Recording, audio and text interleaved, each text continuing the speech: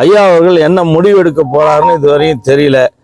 எங்க எல்லாம் தமிழ்நாடு பூரா மாவட்ட செயலர்கள்லாம் கூட்டி திமுகவுடன் கூட்டணி வச்சுக்கலாமா, விஜய் சாருடன் கூட்டணி வச்சுக்கலாமா என்று கேட்டார்கள்.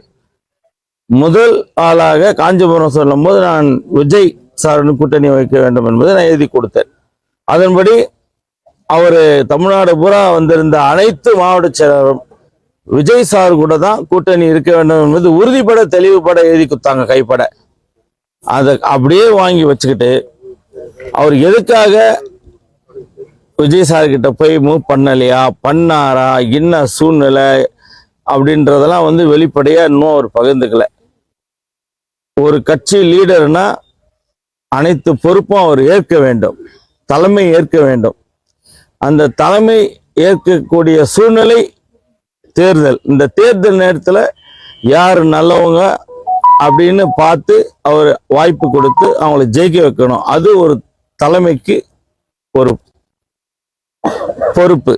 அந்த பொறுப்பு இதுவரை என்னன்னே தெரியாம மூழ்கி கிடக்கிற மாதிரி இருக்கோம் நாங்க இப்போ.